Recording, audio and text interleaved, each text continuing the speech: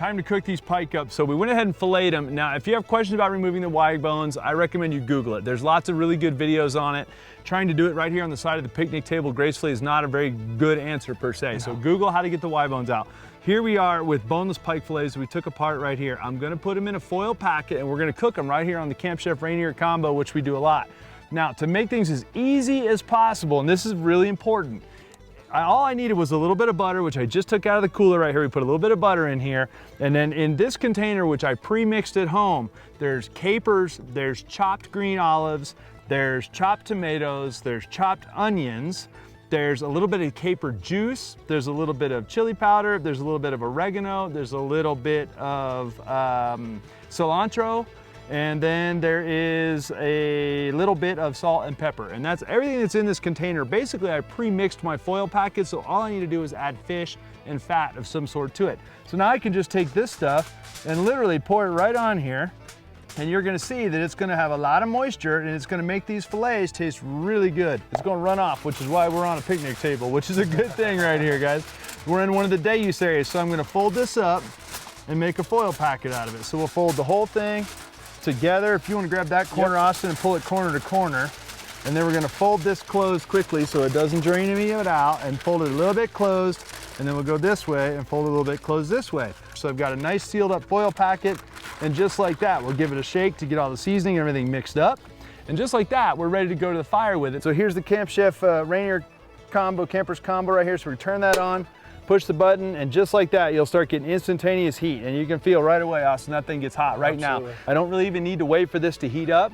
I'm gonna go ahead and put my packet in here, and I'm gonna start it upside down so the fish is on top, and then we'll flip it over shortly. I don't need a lid, I don't need anything else. I'm not gonna have any dishes. Nope. I'm gonna have perfect fish fillets. Now, does it have to be a pike fillet? No. We came today to talk about culling pike and why, and that, and this, that, and the other. Could be a walleye, it could be a perch, it could be any kind of fillets that you like. It could even be a dark meat fish, a salmon or anything like that. This recipe will work fantastic. So we'll give it about 5 minutes on this side. We'll flip it over, get a few more minutes, turn the heat down, and then just let it simmer. Okay guys, you can hear we've got a distinct sizzle going on here right now. So I'm gonna take this packet up, pick it up and gently shake it and kind of get it turned around, get everything evened out a little bit again, and let it go back to cooking in there. When you're cooking in a foil packet, the big thing to keep in mind is don't puncture the packet. You want that moisture inside that packet to make all this stuff taste good, but you don't want to burn on one side or the other. So I recommend flipping it every few minutes until it really gets puffed up and really gets done. And like I said, we're expecting about 15 minutes total cook time. I'm a big giant fan of pike, and we love catching pike, but that doesn't mean they belong in every fishery. And I think in this particular case, the Yampa Valley is a poor place to have pike in the first place. Places like Williams Fork here in Colorado are managed for their pike. They're down in Navajo Reservoir in southern Colorado, fantastic pike fishing down there.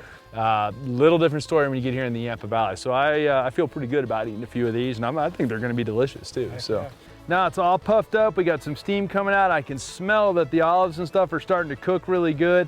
I would say that that fish is probably done at this point. We're fixing to bust this pike open. I've let it rest right here in the foil.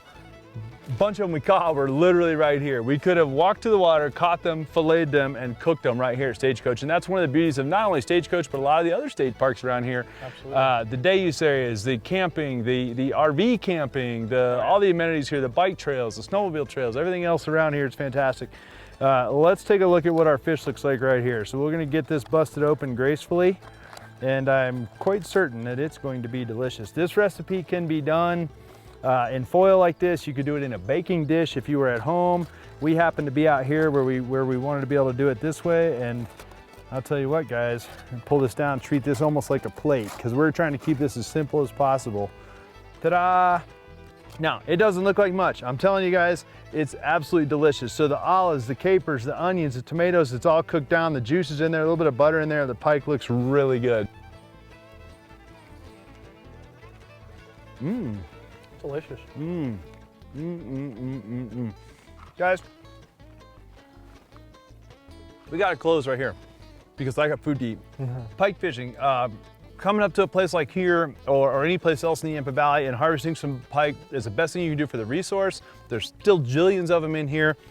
It's absolutely delicious. And anytime we can cook lunch on the side of the lake, that's a really good sign. So we've been here most of the day today. It's been really fun. We did have the big rain delay. All good, because now we have dinner and we can sit right here and enjoy it. come visit Stagecoach State Park. I think you'd be surprised at how fun it can be. If we were here in a cooler water period, I think we'd have done well with trout, but I'll be honest with you, I'd rather eat that than trout. Heck yeah, I would too. So, Austin Parr right here, walleye93 at gmail.com. gmail.com. He's a fishing guide. He is not a fishing guide here down in the metro areas where he actually guides, but gracious enough to come along and carry his weight right here catching some pike at Stagecoach State Park. So we appreciate it. If you guys want to join the conversation, please do so on social media.